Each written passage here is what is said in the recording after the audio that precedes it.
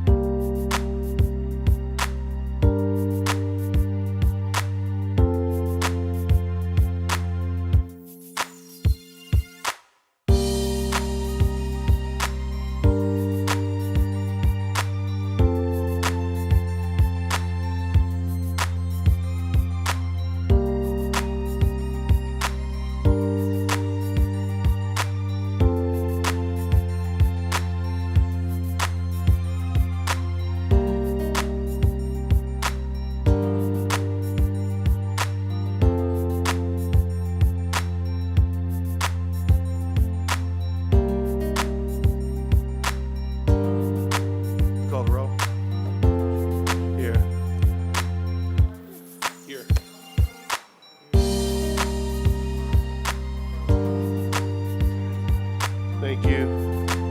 Good morning, everyone. I know we have some guests here, but I would like to, let me roll through a couple of these.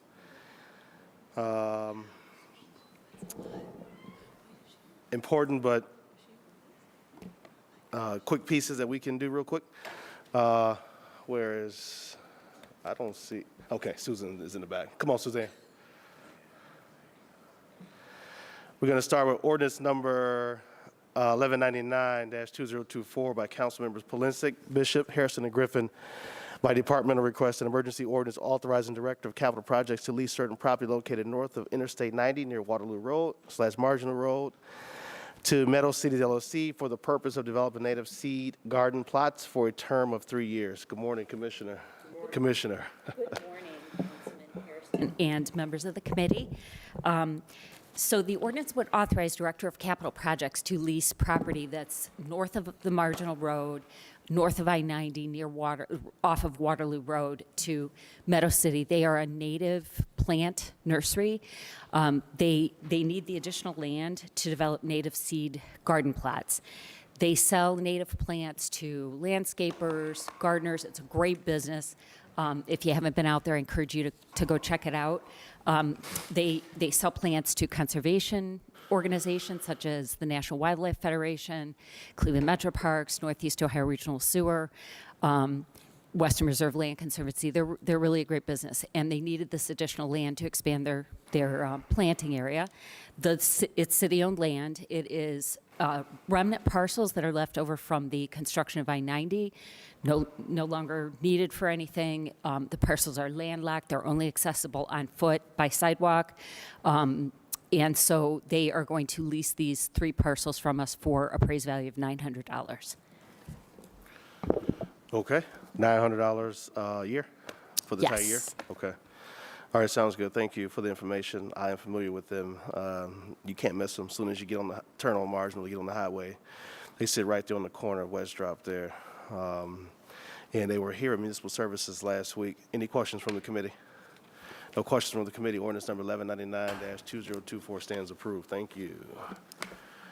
All right, ordinance number 1200-2024 by council members McCormack, Bishop, Harrison, and Griffin by departmental request, an emergency ordinance authorizing the Director of Capital Projects to lease certain property located at and under the Superior Viaduct Arch number 6 to the John G. Johnson Construction Company and or its designee for parking and material storage for a term of 5 years with 1 5-year option to renew, exercisable by the Director of Capital Projects.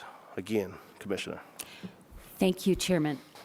So we are requesting authority for the Director of Capital Projects to lease the land that is located directly underneath Superior Viaduct Arch 6 to John G. Johnson Construction Company. I have here Marty Weber, who is the president of the company. The company bought the adjacent building in 2013-14, and at that time they signed a lease with the city for this land to be used for parking and some storage, although my understanding is there's no storage taking place on the property currently. So they signed a 5-year lease with a 5-year option to renew in 2015. That lease is going to expire in March of 2025, and so we're requesting authority to renew their lease. The lease rate will be $1,165 per year. The land area is approximately 7,265 square feet, but because of its location under the bridge, it's not accessible to anyone other than the building owner next door. And so, yes, we're requesting permission to renew their lease. Got it. Thank you. Councilman McCormick. Thank you, Mr. Chairman. Full support of this legislation, and I'll, Chairman, point of personal privilege. Sure. Also want to let the folks know that we've got additional lighting, and I'm using ward funds to install 6 Homeland Security cameras down in the neighborhood. So really excited about that, to add some lights and extra CPD eyes and cameras on the area. So I just wanted, while we had you at the table, could have called you, but you're right here. So I'll let you know that. Happy to inform the neighborhood that, and those should be installed in the next month or so. All right, thank you. Anyone else? So no further questions. Ordinance number 1200-2024 stands approved. All right. Thank you. You got Robin Court too, right? You Robin Court? 1324? All right. Resolution 1324-2024 by council members Mara, Bishop, and Harrison. Emergency resolution by departmental request. An emergency resolution declaring the intent to vacate a portion of Redmond Avenue Southwest. Commissioner, Thank you, Chair. Good morning to everybody. good morning. This vacation was requested Microphone. by ODOT. Oh, sorry. This vacation was requested by ODOT to dispose of excess right-of-way adjacent to the Steelyard Drive at ramps to Jenny Freeway. ODOT will then transfer the vacated right-of-way to Steelyard Commons for future redevelopment. This parcel was left over since 1995 when the Jenny Road off-ramp was put into place. And now it's being vacated for future development with Steelyard.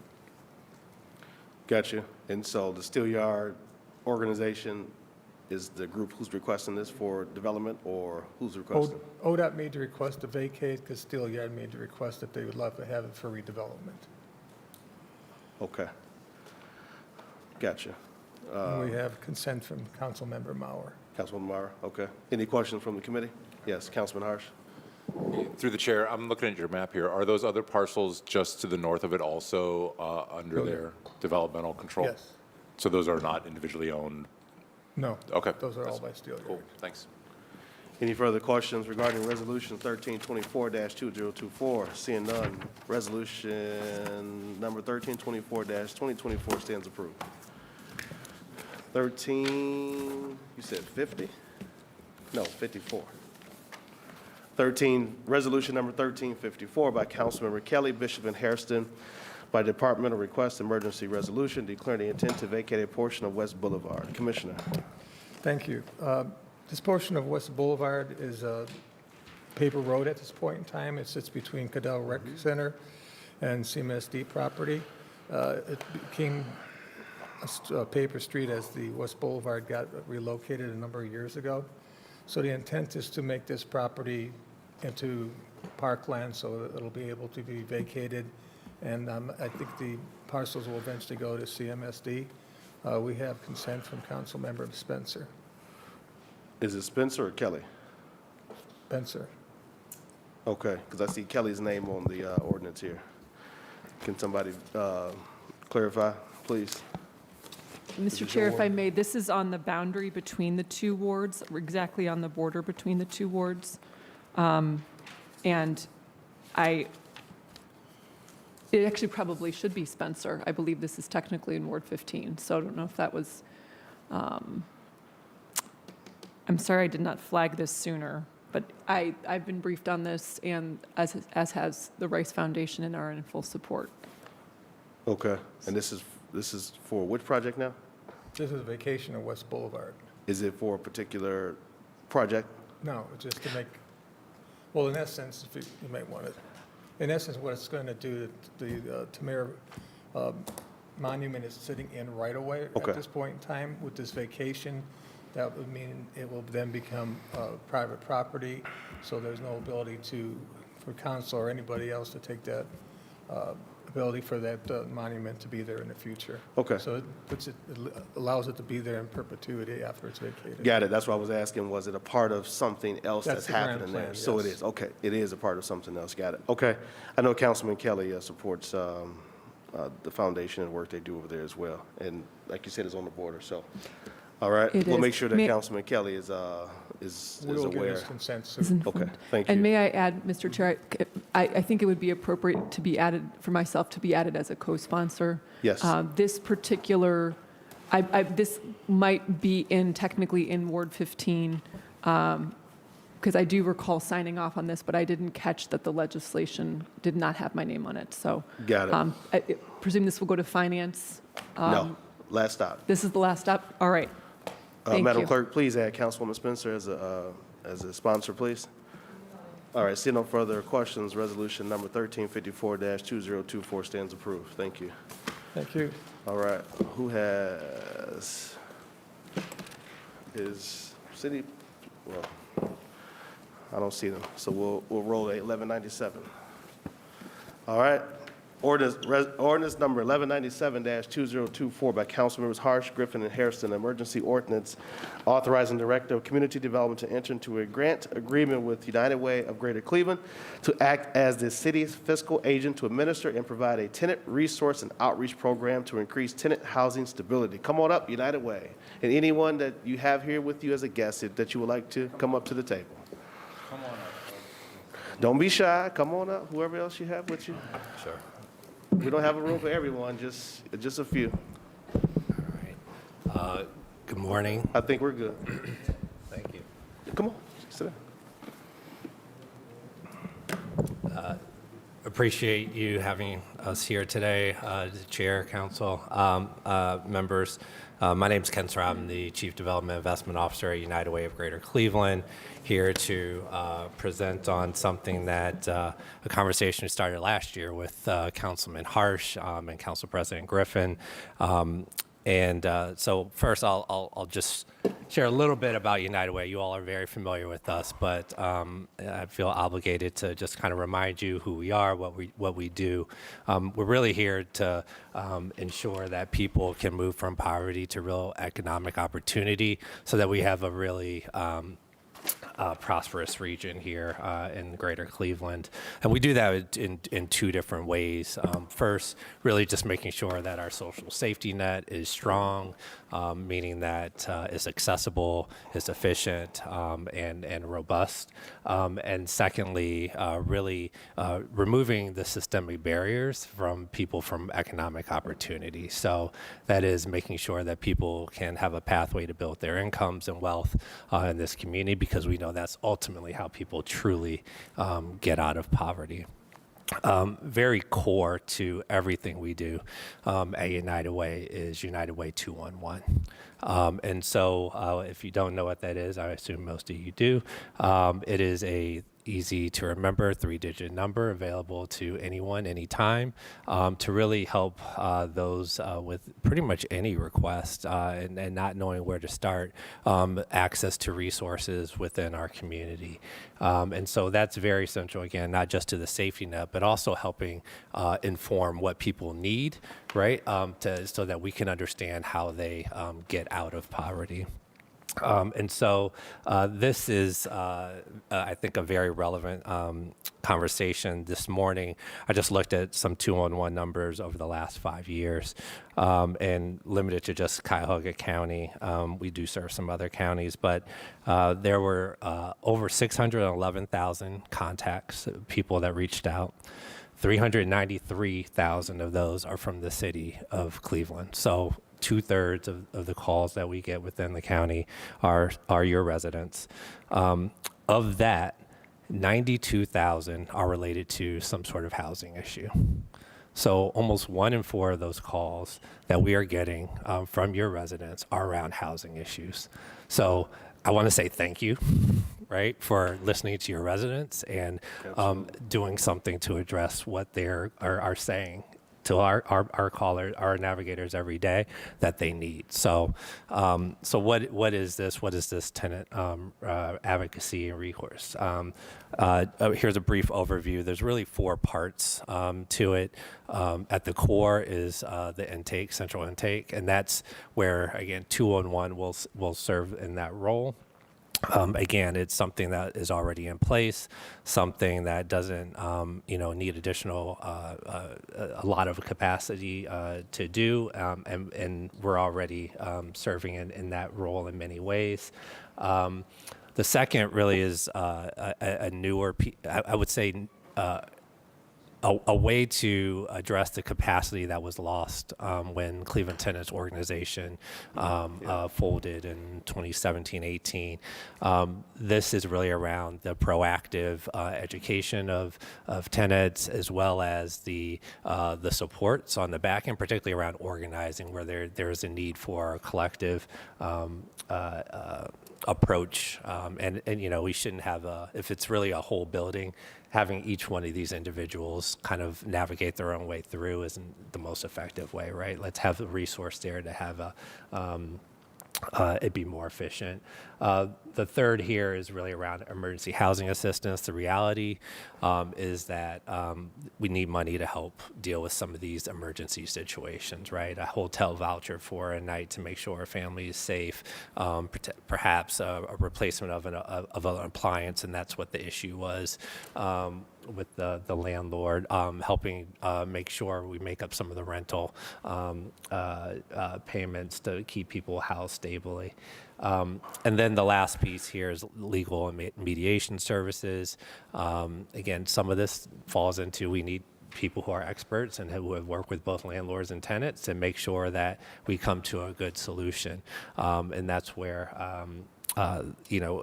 this collective is what we feel will help build this capacity again that we felt was lost in the community with the closing of Cleveland Tenants Organization, but we'll now spread that out with existing organizations. Again, no new organization is being created in this. We feel we have a lot of capacity. With just these dollars will help build that capacity back into this community. So briefly, and I can go through each one, the intake, this was all in documents you said before, so I'll try and go quickly just to make sure I can get to your questions and make sure if there's questions for our partners here. Again, intake part is 211. We'll be able to take the calls, refer them to our partner organizations to officially and effectively deal with the callers and their particular needs. Education, advocacy, and organizing. This is split. We're recommending to be split between two organizations. One, Fifth Christian Church. Marissa Clark is here representing them today, who will do the majority of this, represent the majority of the city and serve the majority of the city, and then the Morelands Group, which is a more geographically confined group of people. I think you may recognize one of or two of the members there, former council president Jay Westbrook. But they're really focused on the Shaker Square, Buckeye, Larchmere kind of areas. But again, it really is around going out, working with tenants in a more collective fashion, but also that proactive education piece. The emergency housing, again, two recommendations here. One, Smart Development, who's really known for working with a lot of newcomer population, but also just kind of families in general to help get dollars out for emergency housing, as well as the Cleveland Mediation Center. And the Mediation Center actually serves another role here in this legal and mediation part. And it makes sense that as through the mediation to have some dollars available that could potentially help get to a better outcome with whatever the outlying issue is. And then our friends at Legal Aid of Greater Cleveland, who took over the housing hotline, the tenant hotline from Cleveland Tenants Organization years ago, but also does some proactive education as well about people's rights as tenants. And then evaluation, we're partnering with Cleveland State in order to do that. And then we will serve as the fiscal agent. We'll be responsible for managing all the financial aspects of it, how with the marketing and exposure of it, but also coming back and reporting to you all on the progress. So the recommended funding allocation you see here with the $1 million, as you see, most of it is really going to the education outreach, emergency housing, and mediation services. With some with the intake really to help cover cost of 211 Navigator to be able to do that intake.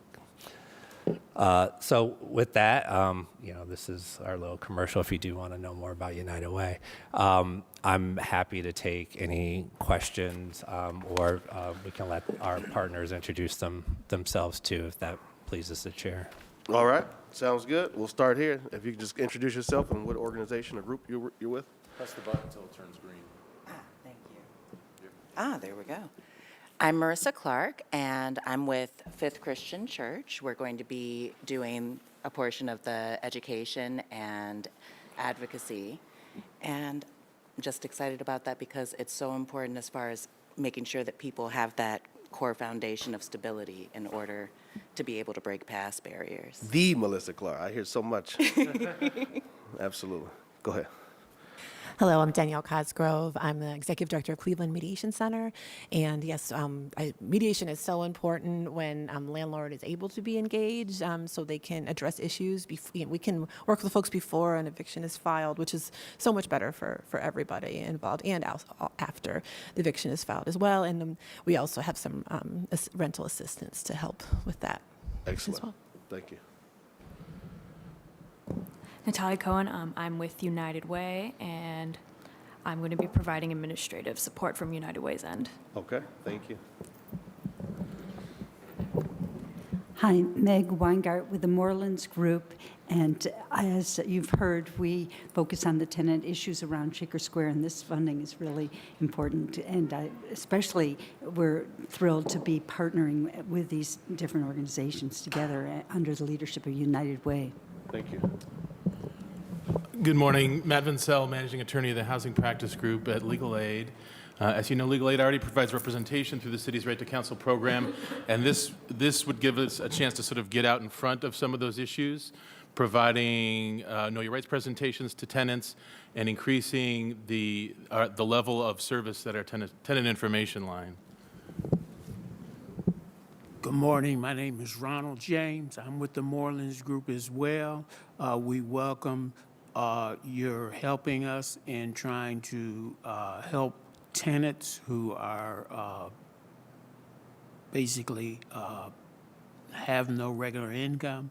But we also are fighting the efforts of out-of-town and out-of-state landlords to buy these properties in our neighborhoods and refuse to do anything to improve these properties. Any help you can give us in this area would be most welcome.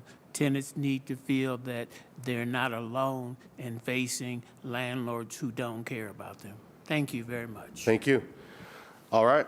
Thank you for the presentation. Thank you for the comments from your guests, and we'll go to the committee for questions. Is there anyone who would like to start? Councilwoman Spencer. You put me down. Council, have you open or close it? You want to start? Go ahead. Councilman Go Hodges, ahead. kick I'll us off, follow council. and we'll follow up. Well, thank you, Chairman. So I'm excited about this, and I thank you for bringing this to the table, and I thank our partners for being part of this. I know it's been a better part of a year trying to get everything together and figure out how to do this, but I do just want to provide some background for folks. The Cleveland Tenants Organization used to provide invaluable resources to tens of thousands of people annually. As we know, Cleveland is 50% rental. About half of our residents are renters. And I think that Cleveland does a really good job of providing support for homeowners. I think that we have really good housing counseling agencies, and I think we have really good home repair programs. And I think we have a really good developed infrastructure to help people who own their homes and help them access those resources. But I feel like the other half of our city, our rental population, is oftentimes overlooked because they're sort of by nature a little bit more transient and they're a little bit harder to nail down sometimes. But they are half the lifeblood of this city. And when Cleveland Tenants Organization went out of business, somebody knows this, about a decade ago? 18, I think. In 2018, so 7 years ago, they transferred their phone number to Legal Aid, who took over the phone number, but there was nobody really boots on the ground to actually help tenants deal with their issues. And as we all know, not every problem is a legal problem. Sometimes you can just use the little elbow grease and solve problems just by working with people directly. And that capacity really sort of declined in the city of Cleveland. When I was a young man and an organizer, I'm counting 6 organizations that were out there in the neighborhood working with people directly. We had CTO, ESOP, ACORN, NEOC, NOAA, Jobs with Justice, and I'm probably forgetting quite a few. We had all this developed infrastructure, people working one-on-one, and we've really sort of lost some of that, and I think this this ordinance is a way to sort of breathe a little air into those lungs and expand our capacity to get out there and help people. And Moreland Group has been doing a fantastic job at yeoman's work over there in Shaker Square, and this will support them. And Fifth Christian Church is ready to get running with a great organizer that can put boots on the ground and work with people directly, whether it's a building that needs somebody to go door knocking inside that building to talk to tenants about what's going on and bring them together for a tenants association meeting, or getting legal aid out there to let people know about their rights before they have a problem coming their way. As many problems as we can prevent, good for us as a city. The best problem is the one you avoid, right? So I'm really excited to have this here today. I think we put together a fantastic team of folks that have both proven their ability to work effectively in the city, but also can use these funds effectively. So I will leave it at that, Mr. Chairman. Thank you very much for bringing this to the table and for hearing this today. And I hope my colleagues can support this today, and I will stop there. Thank you, Councilman Harsh. Councilwoman Spencer. Thank you very much. And I know that clearly a lot of thought has gone into this moment. This has been a long time in the making, a lot of partnership, a lot of thought work and leadership to bring us to this hearing today. And of course, I want to congratulate everybody on coming to this point. I do want to make sure, I think one of the most important roles of council members is to make sure our residents, to kind of help translate for our residents about resources that are available, especially new resources. And this would be something new and different. And so I want to make sure that I'm walking away from today's conversation understanding how someone in my community might be able to take advantage of this new resource. And putting a pin in that, though, I think I do want to start with a couple of questions about the budget through our chair. I wanted to ask, is the budget shown here today, is that for what period of time do these dollars stretch? How is this a one-year budget? Is this a multi-year budget? Through the chair. Sure. Through the chair to the councilwoman, this is over a 3-year period. 3-year. So it is, yes, 3 years. Okay. Thank you. And I know that Councilman Harsh teed this up, but we really welcome someone from the other side of the table to, in your own words, what gap does this fill that the tenant information line at Legal Aid is not already filling? And the reason I ask that is because since Cleveland Tenants Organization ceased to operate, these issues come up all the time. Constantly. I mean, I, over the weekend, got a terrifying message from someone saying, no heat, my landlord won't fix my heat. I mean, just scary stuff, right? Life-threatening stuff, actually. These tenant issues can be life-threatening. And so what we usually do, what my office usually does, is we immediately work with the city's building and housing department to order interior inspections, exterior and interior inspections. We immediately refer them to Legal Aid's tenant information line. I don't actually know what happens after that phone call is placed. I've never tried to call, but we make that referral. And then we also usually send them information about the rent and escrow program, which is also up on Legal Aid's website. So that's kind of our council office protocol currently that we've been going through. So that's the system as I've understood it. So my question is,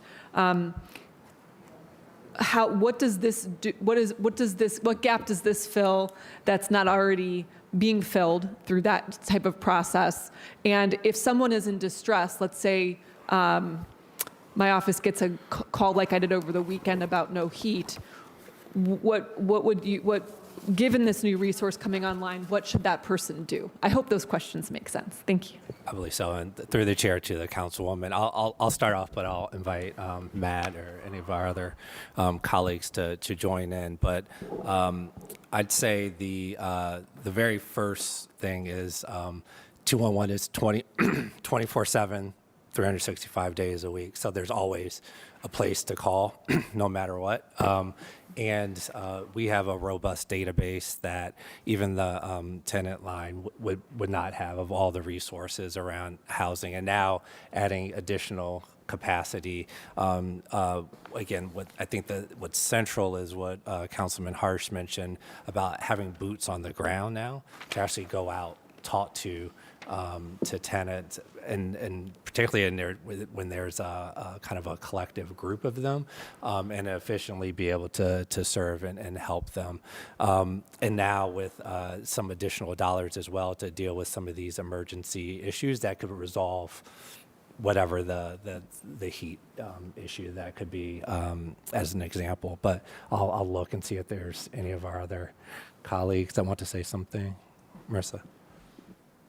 Yes, adding on to that, because we were thinking the same thing. It's so important for people to know that it's not just them. So say it's one person in a building.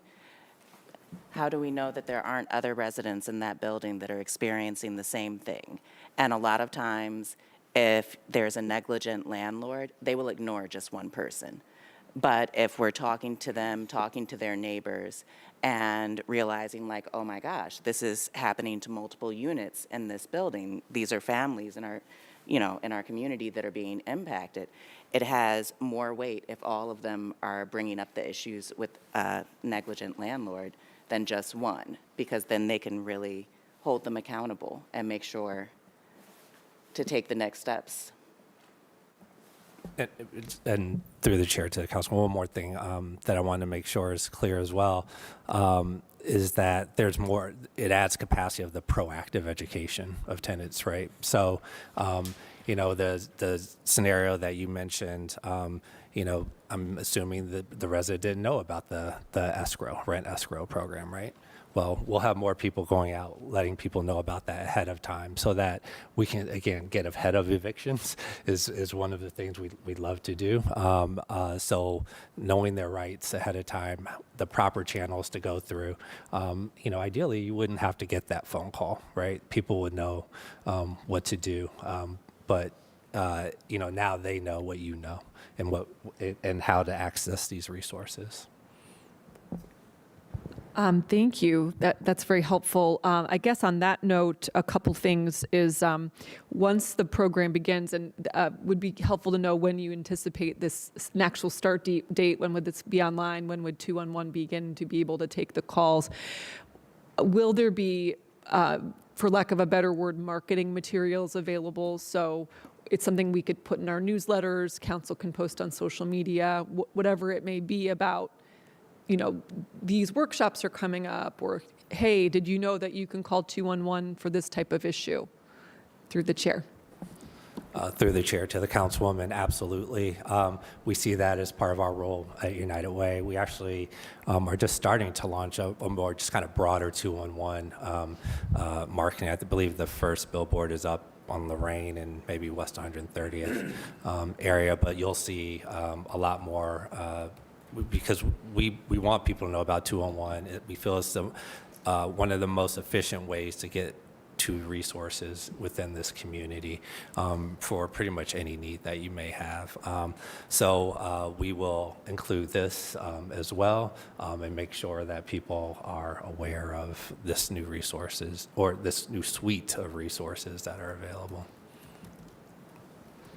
Thank you. And I want to make sure I didn't miss it. In terms of this tenant advocacy work, when do we expect this might begin formally? Through the chair.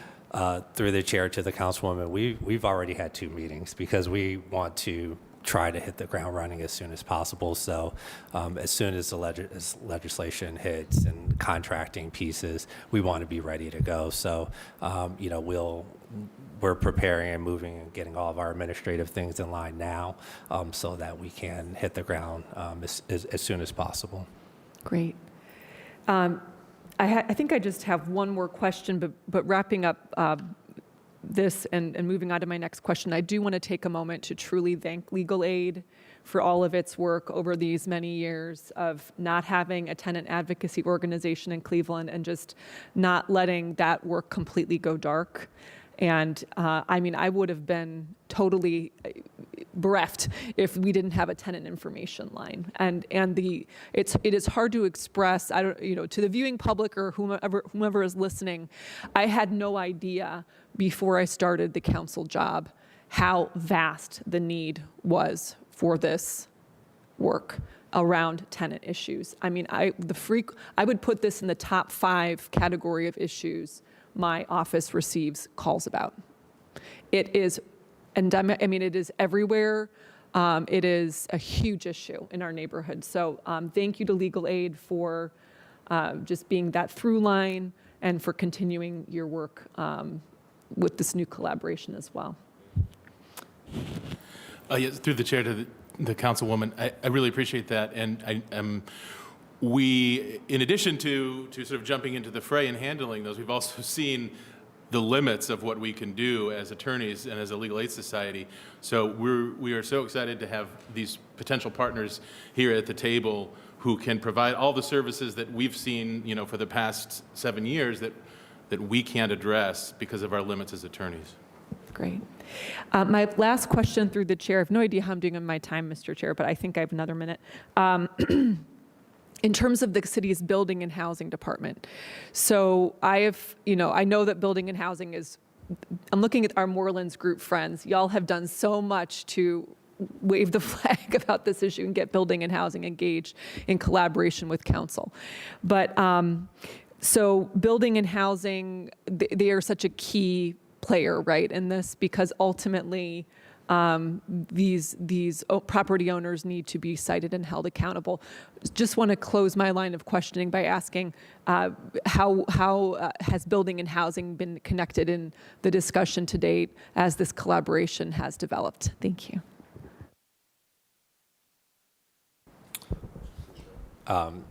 Through the chair to the councilwoman, we have not had direct conversations with them as of yet. We agree that they are vital in this role, and I believe it's the education advocacy organizing piece that will be the most connected to that group, because they're the ones who will most likely be the ones reporting, right, to the city. Here are the issues, here are the buildings and properties with the issues. So we will make sure that we follow up with them and have that conversation. And I think, Councilman, thank you. Councilman Harsh might have a comment, but here's something that's developing in my mind about this. Is it a 211, 311, 1-2 step thing? And this is why I'm saying that. If you're only helping the tenant, but there's somehow a failure to get this reported to building and housing, and the city's really trying to push 311, right? Rather than calling the building and housing is a huge department, rather than trying to figure out how to navigate the department through 311.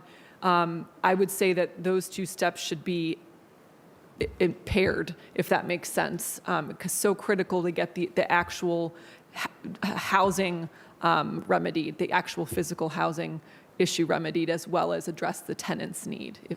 I hope that makes sense. So welcome. Any reflection on that? Would you want to go first, or because? Yeah, I'll through the chair to the councilwoman. You make a very great point that honestly I say I missed. But another great reason why United Way is a great person to be here. If you recall, we do the after hours, weekends, holidays for 311, so we do have access to 311. So as we will make sure that we incorporate, as we get calls related to this, that are building and housing, and that we make sure that information gets shared over. So there is a pathway to do that. So that's a great point. Thank you. I think, through the chair, I think what's going on is that when it comes to this social safety net, and essentially we're talking about a safety net issue here for society, we need everybody at the table. We need the county, we need the city, we need our nonprofit partners, we need our churches, we need our social service, we need our community organizations, we need the feds, we need everybody to sit at the table when it comes to taking care of our community. And right now there might be a bottleneck where people think that the only thing they can do is call their council person, right? Well, we can be productive in city government on some issues sometimes, but we can't solve all issues all times, right? So I think that when somebody calls you about building and housing, or a heat problem in a building, you could potentially call building and housing, and building and housing could go out there and issue a violation. Keep in mind that violation's goal is just to get compliance before they have to go to court, right? The reason the building and housing issues violations is to try to get compliance without taking it to court. It's basically a notice that you've got 60 days to fix this problem. If somebody at Fifth Christian or at the mediation center can get a handful of tenants to talk to that landlord and get that landlord to fix the heat because they realize people are going to stop paying rent, then maybe we don't have to involve building and housing in every single one of these issues. There are other ways to achieve our goals. Getting building and housing out to every single problematic rental in Cleveland is never going to happen. We don't have enough inspectors to go out to every single problematic rental in the city of Cleveland. So if we can help the tenants start to take care of some of the issues in some of these buildings through our help with citizen organizations, through the help with mediation, through the help with some legal aid, sending somebody out and saying, hey, this is the problem that you've got and how to solve it, then we can address more problems at a faster pace. We sometimes sit on this side of the table and we think that problems come to us and we try to solve them, and I think we do a really good job at that, but we forget that there's so many other problems out there that we're not getting to because they don't come to our table, right? And I think that this is a way to be proactive with some of those issues and get out in front of them, as has been said. At the end of the day, squeaky wheels get the oil. And the oil can come from different places. It can come from the city. It can come from the county. It can come from the landlord. Most of the problems that tenants have, the problem can be solved by the landlord, right? Most problems that tenants have, the problem can be solved by the landlord. And if we can send Ms. Clark out to a building and have her grab a bunch of tenants together and say, we've all got this problem in common, let's go to the landlord and confront them and get a solution to this problem without having to draw city resources out to that building, that's a win for the city of Cleveland. That's a win for those tenants. It can actually happen faster. Because when building and housing goes out and issues a violation, they're just giving you a certain number of days to comply, right? Landlords, I've seen this in person, will respond a lot faster when they've got 7 or 8 of their tenants standing at their office saying, we demand that you do this right now or we're going to stop paying rent. That gets their attention really fast. Sending the city out, we've all seen people ignore building and housing violation notices, right? We've seen violation notices sit around for weeks and months before anything gets done about them. And I think what we're trying to do here is recognize the fact that when it comes to the social safety net, we need all hands on deck. And bringing more people or helping the people that are here be more effective in their work can only lead to more favorable outcomes for our residents. So I think that we sometimes, we have our city view, and 311 is a direct contact for city services. And if you've got the pothole, if you've got the garbage can that needs empty, if you've got the street that needs plowed, 311 is the way to go. That's a direct city service. But if you're a tenant in a building and you've got so many problems with your landlord, you don't know where to start, call 211. They'll get you somebody out there to help you figure out what to do about this problem. It might be a city. You might end up with a city. You might end up somewhere else. But we have very limited capacity in our daily. You're right. I had 3 calls this weekend about no heat, right? In apartment buildings in Old Brooklyn, and I don't know if that's affecting the entire building or just that unit. I don't know if they have individual heat for each unit, and that just that person is down. I don't know because I don't have time to get out there and deal with it in person, right? So I think we all have that problem. I don't think there's a ward in Cleveland that doesn't have a large number of tenants that deal with bad landlords. And it's not something that we can all just take on personally, but this is a network of allies that know this city, they understand the needs, and they can get out there and get in front of these problems. And to me, that's the really value added here today. Thank you. I think this is a really interesting discussion. I will say that my office has started using 311 to get through to building and housing. So it's not just the 311 is not just potholes and we hope snow plowing and trash. It's supposed to be everything. But I think this is all new. We're kind of these programs are being co-created in real time as we're going along in terms of deployment. But I still think it's an interesting one, notwithstanding the building and housing capacity questions. I think ultimately having a start point for a process so if a property does need to end up in court, it will. So just an interesting question I agree. A 211 is the 24/7 service, period. But I'm wondering about when and who in the process would also flag it to building and housing, because I do think it's appropriate that there at least be record that this was reported and that some sort of, process can be initiated. So if the ultimate outcome is something does need to go to court, that process is started. But yes, things take forever. Okay, I hope that listen, I'm looking forward to learning more and to being part of the discussion. Thank you. Thank you, Councilwoman Spencer. Councilman Joe Jones. Thank you, Mr. Chairman. I just want to say that my colleagues' thoughts were and comments were very thoughtful. This has been an ongoing issue. It's great to discuss it, but at the end of the day, we have to get results. And that's unfortunately why we're spending $1 million on an issue that has been plaguing a lot of people in the city of Cleveland for quite some time. And I want to thank United Way and all of the partners that I see here that you have listed. You have an acronym down here. I didn't know who UWGC is. Through the chair to the councilman, that's United Way of Greater Cleveland. Thank you. Sorry. And do we have programs that that will be marketed to tenants or pamphlets? How do we get the word out?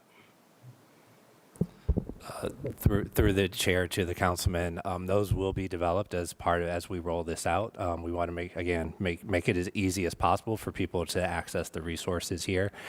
The reality, and what I didn't say earlier, is you could call 211 now and you can get some supports for many of these. I mean, these organizations already exist and they're already doing the work. This really supplements their capacity and their ability to do more.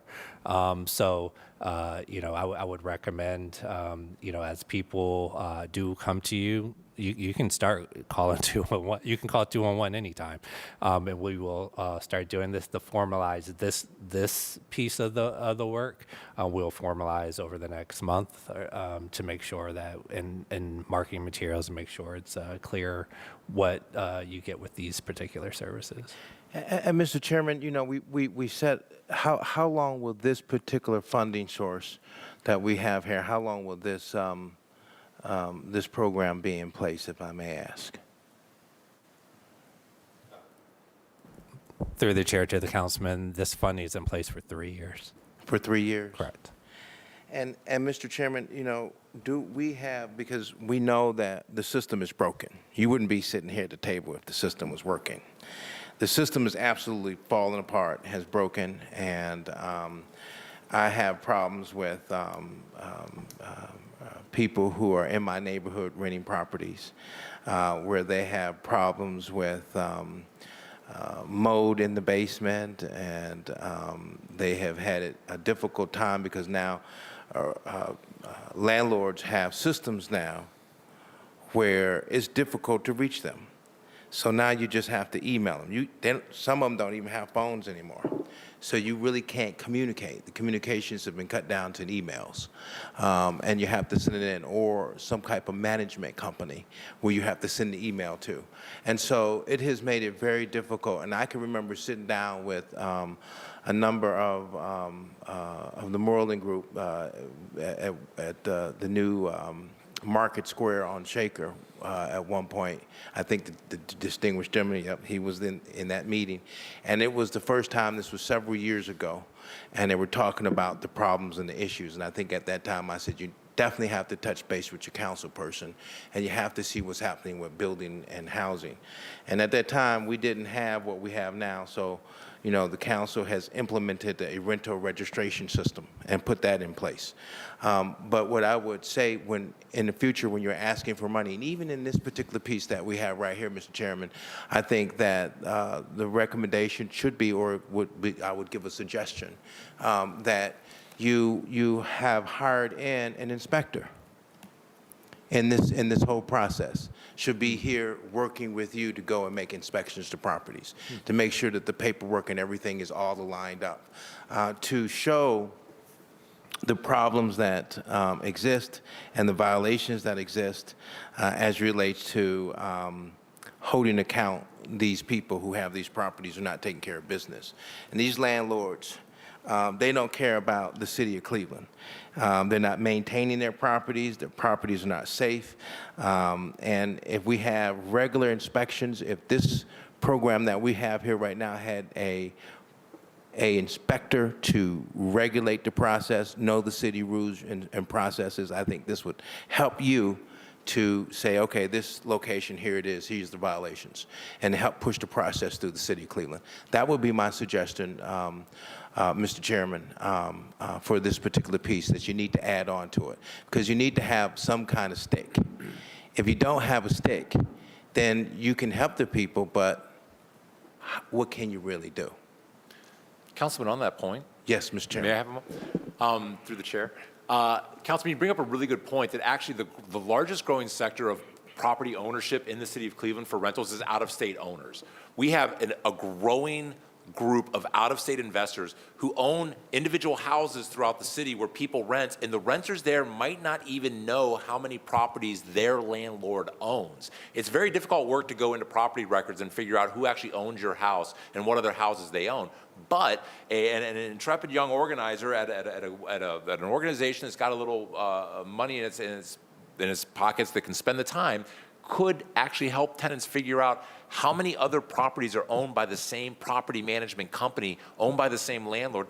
For instance, in my neighborhood, we've got Holton Wise, and Holton Wise is sort of like the gold standard of bad property management companies, right? They actually have a whole YouTube channel dedicated to how much they love eviction, right? And how much they love embarrassing people on the first of the month. It's really disgusting. But nobody that rents from them knows who else rents from them, because they don't know that they've got the house 2 blocks that way and 3 blocks over there and 4 blocks over there. But a person with time could actually figure out who all rents from these organizations and go out and be proactive to them and say, hey, I'm putting together a network of people that rent from Holton Wise. And I'm going to get all of you guys together so when you have a problem, we can act collectively.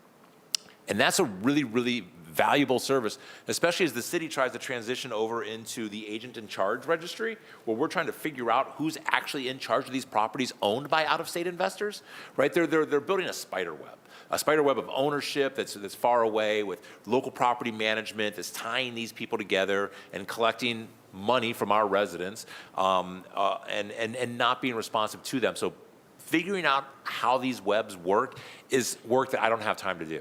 And I bet you don't either, because we're very, very busy people. But I think that's a very good point that you bring up, Councilman, because so many of our properties in Cleveland are owned by out-of-state investors that getting our hands around who these people are and how to find them and how to address them is a massive undertaking in the city of Cleveland right now. And you know, one of the things is when we look at the city of Cleveland, when a neighborhood goes down, it is really difficult to bring it back. And we have to do everything we can to maintain our communities. And we have a lot of outside forces, as you stated, Mr. Chairman, to Mr. Harsh, that are out here in the community doing whatever they want to do. And that's the reason why I would suggest that we should add on to this, or be a part of this funding. I don't know how and who would operate it, if it would be the Legal Aid Society or whom would be responsible for having an inspector. You get the paperwork the way the city wants to have it done, have everything all ready to go. Because when you have neighborhoods, and the Moreland group that's here right now, they're here to preserve their neighborhood. They've been fighting for a very long time to do that. They're committed, they're engaged, they're concerned, and this table, this body should listen to that and be more responsive to that, because the needs are so great in our communities. And if we can make an example here, then that might be able to be a opportunity for other neighborhoods to learn from what we're doing here in these other areas, as well as to look at ways and means to expand the concept of helping somewhere else. But basically, it all boils down to what we do here in the city and the building and housing department. Because if you lived in Shaker, we wouldn't even be having this question. We wouldn't even be allocating $1 million. There's another place where $1 million should go. And unfortunately, we have to spend it dealing with an issue that we should be able to take care on in-house. Because if we're properly inspecting these homes, if we have these houses and we started the process, and I think that, Mr. Chairman, we should have a fee too for inspections. And when it comes to inspecting homes, and we're paying money to inspect your house, and your property is for profit, we should be able to recoup some of those funds. So there's something else that we should take a look at, because if we're saying here we don't have enough resources or we don't have enough inspectors, then we should put fees in place for some of these inspections in order to recoup those resources and hire more people on to do the work that's needed, especially when we're talking about 50% of our homes in the city of Cleveland are from outside investors. And so with that, Mr. Chairman, I just want to say to United Way and all the parties who are assembled here today, would love to get a listing of all the services that you provide so that we can make that available, put that into our newsletter, and make sure that our citizens are well informed on what is available. And so with that, I have no unreadiness on this piece of legislation, Mr. Chairman, and I appreciate the good work, the men and women who are assembled here today, and thank you for being here with us this morning. Thank you, Councilman Jones. I am next on the list, but most of my questions have been answered. I'm fully supportive of this really good work, and I remember back, I am the most tenured member at this table. I'm so old. But I remember when Cleveland Tenants Organization was active and how important they were, I know, for our office and our community partners to engage with. So I want to thank everyone that supported this piece of legislation. And again, I remember the good old days when they were around to really support this work. So I'm glad that we're really thinking critically and investing in this work moving forward. It's critical. Again, as folks at this table know, we get the calls. We send them to you. You guys get the calls too. So we understand that when folks reach out on this issue, they are really in need of help and hope, help, support, all of those things. So really appreciate this work. Councilwoman House Jones.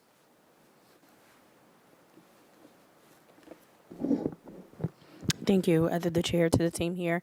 Good morning, everyone. So I just had a couple of questions. I'm going to take a step back to ask like general questions, and I don't think it was in the presentation. But through the chair to the team here, how many housing calls that fall into this wheelhouse did 211 get in 2024? To the through the chair to the councilwoman, I didn't break it out by year, but I will say over the last 5 years, as I mentioned, there's 92,000 housing calls in the city of Cleveland.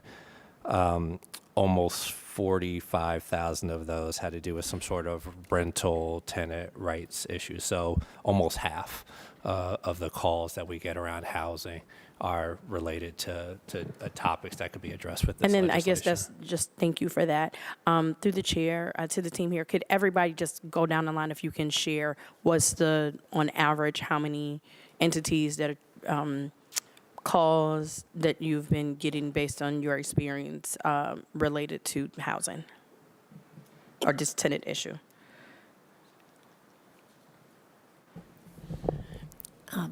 Through the chair to the councilwoman, we probably get around 500 calls a year for landlord-tenant issues overall, and we haven't broken it out, but I would say 20 to 30% of those there's issues with the property and with the and issues with landlord.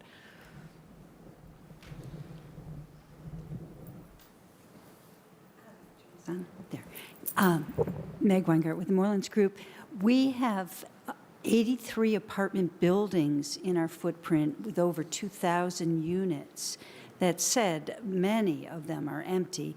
I don't understand the business model for these out-of-state owners to keep their buildings empty, but that's what it is. And so I can't say a definite number, but most recently, we worked with actually Building and Housing on a building that had to be vacated that had 40 tenants in it.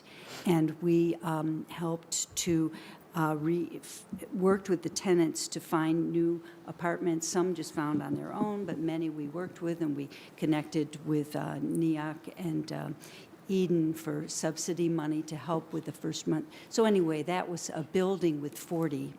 So that's not a general number, but that's my report. Through the chair to the councilwoman, unfortunately, I don't have the data. So legal aid, obviously, we have several programs that assist tenants. We have our tenant information line. We have the Right to Counsel program. We represent tenants facing eviction in Cleveland. And then we have some other programs that try to address the presence of lead in rental properties, conditions issues. I can get you the numbers for all of those programs in terms of how many folks are calling us, how many folks we're able to actually serve, but I don't have them with me today. Right. So just to ask you through the chair to the team here for context, the reason why I'm asking this question is because I am on a journey to really help us as a whole. We can tell about numbers. We got to really, in addition to talk about impact. And we are having a very hard time to grasp what is the impact of all of this that we are doing. This is not just talking about you all. I'm talking about all of us, and starting with the city of Cleveland. We could tell you how many people called us, but what we can't tell you is what was the impact of those calls. And I'm asking, the reason why I was starting with this question is because really, trying to get an understanding of how the budget was developed. From there, how the budget was developed. This is supposed to be on a 3-year basis. So for the Morelands Group, we're talking about $10,000 a year. I'm really just trying to get an understanding of how does this investment, how is it going to leverage to get us to the goal? What is the focus and where are we actually trying to go? Specifically, if we are trying to do blank. That's part of the issue that I am grappling with is where are we going specifically in real household bodies terms? Oh, we want to decrease calls. We want to keep people in their homes. We want,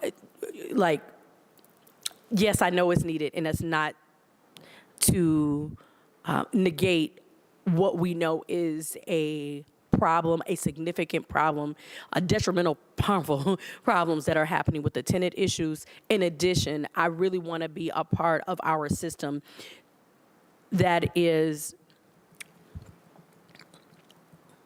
more definitive in what we are actually doing. Not just saying stuff because it makes us feel good, but actually in a very clear way, showing the actual results that we can clearly articulate to the people of the city of Cleveland, who absolutely are deserving of this support. Through the chair. Through the chair to the councilwoman, I definitely appreciate that sentiment about what is the impact, right? And that is one of the reasons that we built evaluation into this, right? Because we want to know what is the overall impact of this in terms of thinking through the theory of change, right? There is the one, just truly understand the demand, right? And so I think having the central place, all those calls coming into a single place really is helpful, right, to get the scale of this. At United Way, we do collect data. We will know who is addressing which issue, and then what is the outcome of that. Meg mentioned at the Morelands Group, a building with 40 people. Now, 40 people are now safely housed, right, because of the work that they've done. You're going to see more of that. And ultimately, what does having that housing stability do for an individual, a child, a family over time? Those are the types of things that we want to look into over this 3-year period.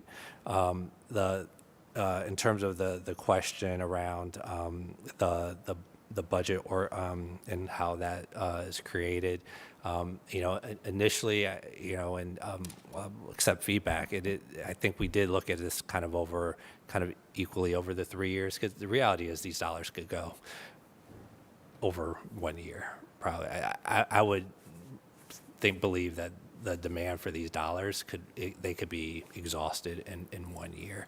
So I think there's some learning to understand the demand, the capacity, what the impact. But if we do this right? We'll have less of these calls. We'll have less. We'll see less evictions, ideally, right? People will know what their rights are. They'll know what the resources are in the community to get ahead of that, so that we can, keep families housed stably. And so we will be measuring this. We'll be reporting back to you all through this program to make sure that your questions are answered. All right, thank you. And through the chair, to the team here, ideally, is the thought that the city of Cleveland will be investing in prevention type of partner in perpetuity, like moving forward, like continually to do this type of investment?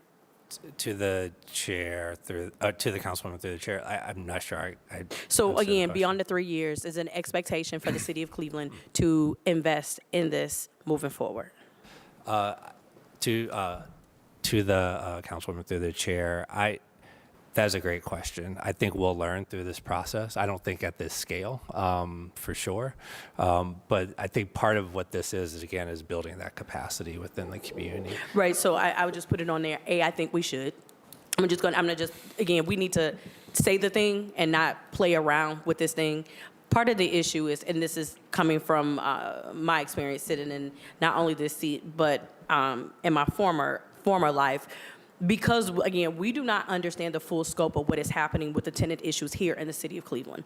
I absolutely believe that government's role is specifically to help and be supportive of those who are not in the position to do so. When it comes to our legal system, those who do not have the means always get the short end of the stick. Always, for the most part. But again, we can't even tell you the full scope of it, again, because we cannot tell you specifically what is actually happening, who it's happening to, where it's happening at.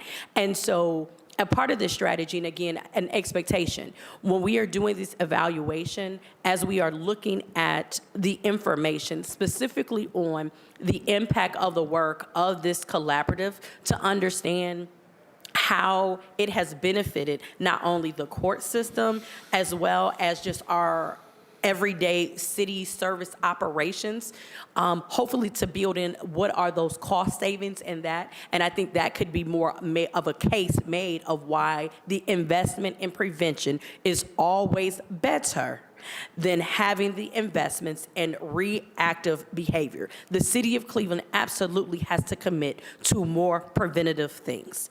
And if this is something that through this process it can show and demonstrate that level of investment and the cost savings that can happen latter to our government system, I think you will be in a stronger position, regardless who here is at this table, to then advocate to have the ongoing continuation for the city of Cleveland, not understanding the full concept of what happened in 2018.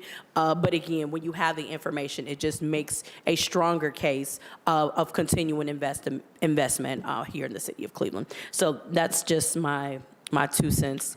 Thank you all so much for all you do, and best of luck. And then I also will put on the record for the contracting of this expectation with the city of Cleveland, in the finance department, in the law department, that it will not be July before these contracts get done. I'm going to explicitly say it. I'm going to explicitly say it. I am going to explicitly say it. This is my 4th year in Cleveland City Council, and whatever is happening in finance, law department, and whoever else that is taking contracts entirely too long to be executed, that it should not be the standard of the city of Cleveland. And if we wait until, again, it'll be 6 months before the contract to be executed, for this work to be done, it is problematic and it is a failure. And I really would challenge this body to stop accepting the lack of standard and expectations for people to actually do the work that is actually needed to help improve the conditions here in our city.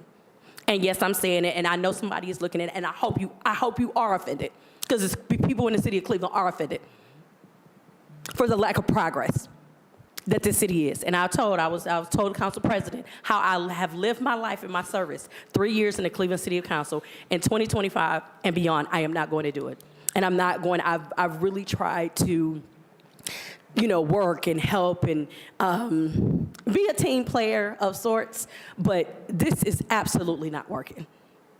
And the lack of urgency that people have in this building, whoever they are, it must stop. And a commitment to the people that are in the city of Cleveland has to be put on people's shoulder, much more than it is. And it's very clear to me that too many people have, it's okay for them not to have this expediency and the work and the delivery of services to improve the quality of life, because they don't have to deal with it. Most people ain't living in these neighborhoods. Most people don't drive in these neighborhoods. Most people don't talk to the people that live in the city of Cleveland. And that's why they have these attitudes like, I'm going to get it done when they get it done. So I said what I said, Mr. Chairman. And again, please don't have this be in July. Appreciate it. Thanks. Thank you, Councilwoman House. Councilman Hart, did you want to ask one last point? Councilwoman House Jones, we should start with you every single time because you distill it down to the most important aspects and you focus me. And thank you for those comments, Councilwoman. I think expectation and goal setting is really, really important here. And I think that we should jot this down. I think that this is 3-year funding. This $1 million is for 3 years. I think that Fifth Christian will have about 90-some thousand per year, and we hope that's 2 people. I know from organizing experience, an organizer can work with about 4 people per day. You take about 4 calls. That's about 2 hours. It's about an hour and a half per person, and a half hour in between. An organizer should be able to work with 4 people per day. That's 20 people per week. That's 1,000 people per year. Okay. If you got 2 people, that's 2,000 people per year. And I think that we should jot these numbers down because I think it's good to have expectations and goal setting. And I think that our friends at Cleveland State are going to help us measure this and make sure that we're doing this. And I think that what we just heard from the mediation centers, they get about 150 calls a year that are directly related to housing needs with tenants. And I think what United Way said was that they get about 8,000 calls per year that are housing related. So there will be no shortage of these calls for this group of people to work on. Our friends at Moreland are volunteers, and then they work on out of their hearts. But the money will be able to help them service their smaller footprint service area directly. So I thank you, Councilwoman, for even asking that question. I think we should set an expectation. This is going to be able to handle 2,000 calls a year directly, individually with those tenants. And we'll be measuring this as we go. And I see everybody's jotting down their notes, so let's put that out there publicly. But thank you for that, Councilwoman, because you're absolutely right, and this should not take till July. This has been a year and a half in the works, and this is a fund that the law department is very familiar with. We've contracted money out of this fund already. It should be a boilerplate that they have ready to go where they just pull it out and stamp it and send it off. We'll see. We'll see. Thank you, Mr. Chair. All right, thank you. Everyone, thank you for your presentation this morning. Thank you for your comments.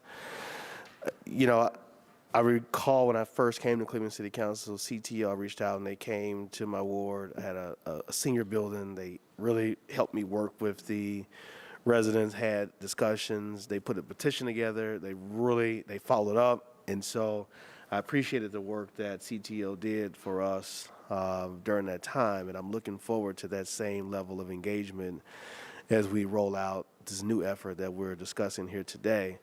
While it's important to have the phone number to call, but having that follow-up, that advocacy, the education component of it, that's going to be very, very, very important.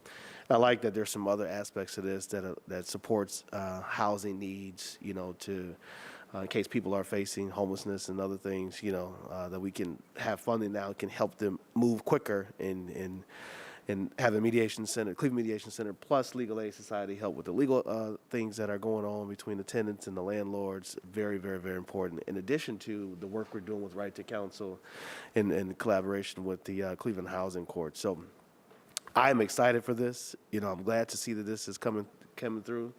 Councilman Harsh has been working on this for quite some time. Myself as the chair, the council president, fully support his efforts and the work that he is doing. I believe that, we will see a tremendous amount of good come out of this work that we're discussing here. And I just look forward to finding more ways to help people in our city who are in need. And so we just thank you for your support. Thank you to the committee for your questions as well. All right, seeing no further questions, ordinance number 1197-2024 stands approved. Thank you so much. All right, thank you.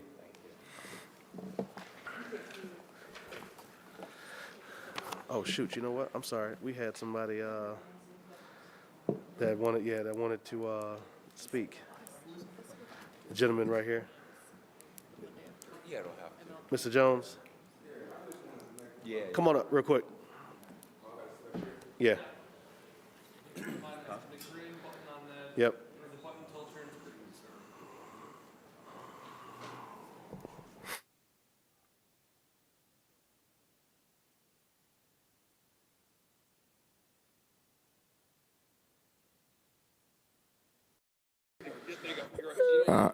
Okay. My comment was in support. My name is Mike Jones. I work at I work at NEOC under Josiah Quarles. So I'm not part of the tenant organizing, but I'm the justice housing strategist. I deal mostly with people that's felony impacted. But I had wanted to answer Ms. Spencer's question when she asked what was the difference about just what would be the difference between this and legal aid.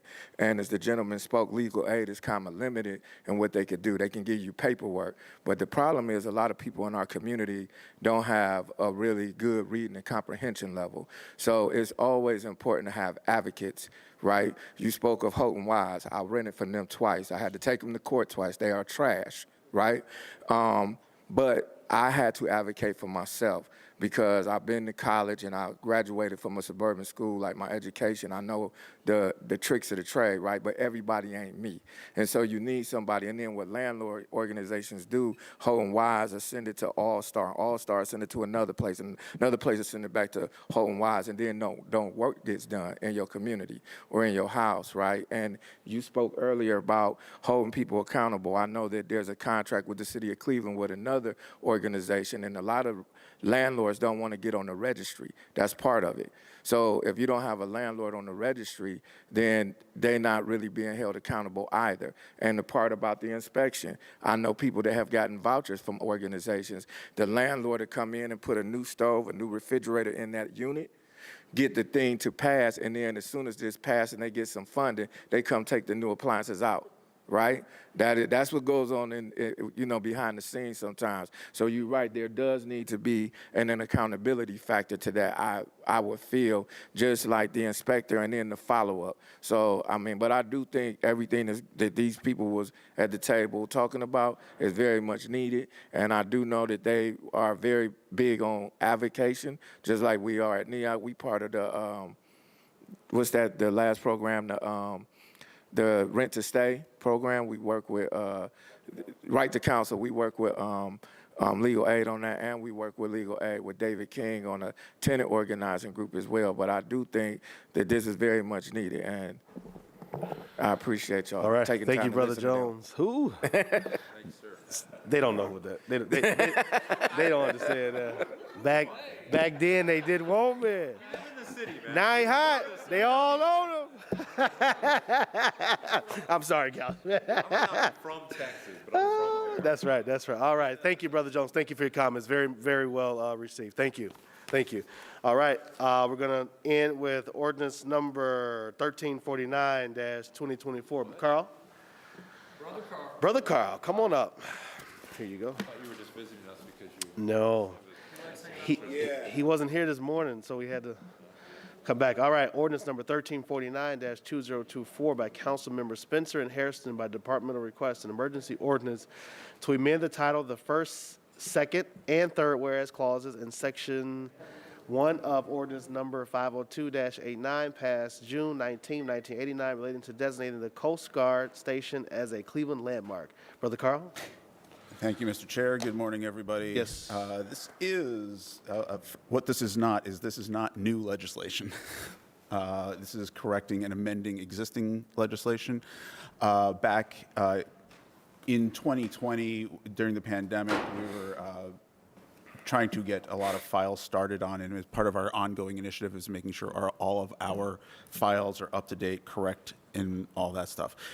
During our initial exploration into our existing legislation, we found a number that had typographic errors and incorrect information that we felt needed to be dealt with. This is the first one that we are doing, and I'm glad to be able to explain this a little bit more. So we updated the name to the former U.S. Coast Guard station at Wendy Park. Being more specific as to where it was, we put an address to it, and we added a legal description.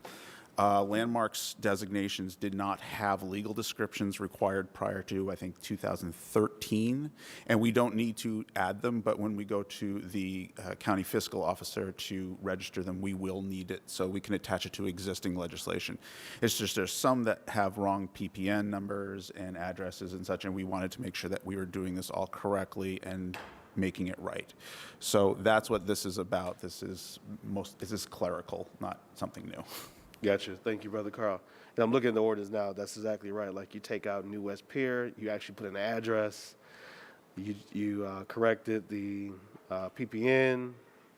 I see you added some additional description, the land descriptions. I don't see anything else, as you mentioned, that's that shouldn't be. And there will be more coming, so just so you're aware. Okay. Gotcha. Yeah, I see all the legal descriptions from Plat Survey Department. They've made the changes. Okay, sounds good. Any questions from the committee? Yes, Councilman. To the chair, does this make the entire Coast Guard station one parcel?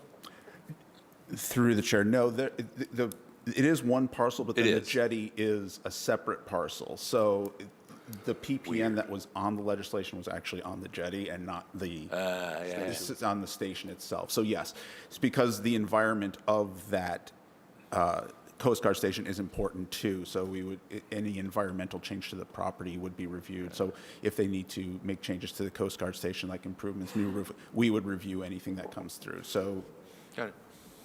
Okay, thanks. Yes. Yes, I'm having trouble opening this. I want to make sure that I'm listed as a co-sponsor, Mr. You are, Chair. you are. Okay, great. I'm very excited about this. Okay. This is a great next step. Thank you all very much. No problem. Yeah, I think the jetty was 17, but the station is 19. Just cleaning up parcels and updating legal description. So, all right. So no further questions. Ordinance number 1349-2024 stands approved. All right. All right. DPS is adjourned.